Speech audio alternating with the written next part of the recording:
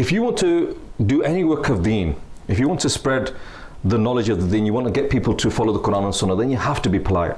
And there's an incident that both of these brothers, I've heard it from me before, and I don't want to bore them, but I'm going to tell all the viewers as well.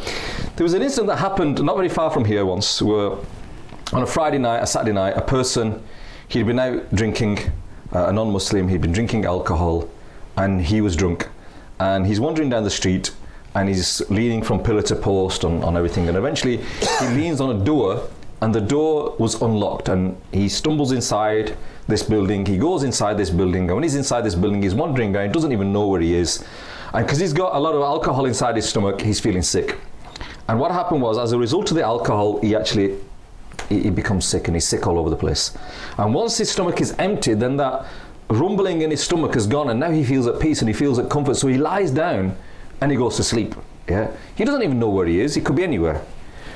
Some hours later, he wakes up and his head is still banging, but then he starts to remember that, you know, where am I? And last night I was sick, and the first thing that by instinct, what he said is, my instinct was to do this, because obviously I've been sick and maybe the sick all over my face. He says, when I did this, there was no sick on my face. And then I realized under my head there's a pillow. Then I realized on top of me there's a blanket. And then I wiggled my feet and I realized that my shoes have been taken off. And I look up and I realized that I'm in a place of worship. And Hafiz, this person, he'd found himself in a masjid. By accident, he stumbled into a masjid. And in the same way that at the beginning, Hafiz said that, you know, when it came to this person, this pious person, that when he was asked, who is better, you or the tail of my dog, how did he react?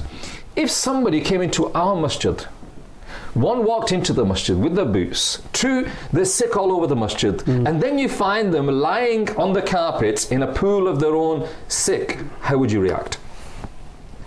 I'll tell you what happened. This particular person, he wakes up, he's got a pillow under his head, blanket on top of him, shoes off him, and he looks up, he's feeling embarrassed, and he realizes he's in a place of worship. He doesn't even realize he's in a masjid, but he realizes he's in a place of worship. 2 minutes later, Imam Sahib comes with a tray, and on this tray there's breakfast.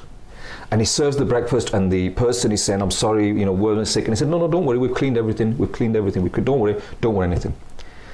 To cut the story short, viewers of Madani Channel, within 2 hours that person accepted Islam. Subhanallah. And whenever I hear that story, I think to myself, how did he accept Islam? Did he accept it by studying the Quran? Did he accept it by comparing the Quran to other religious books? Did he look at the science in the Quran? No, he didn't. He looked to the person in front of him.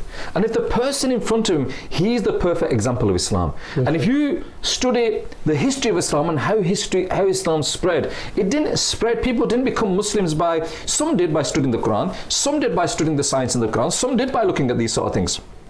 But the majority of them, and I'll say possibly more than 90 to 95% of them, accepted the fold of Islam by looking at the person in front of them. We love Madani Channel. We love Madani Channel.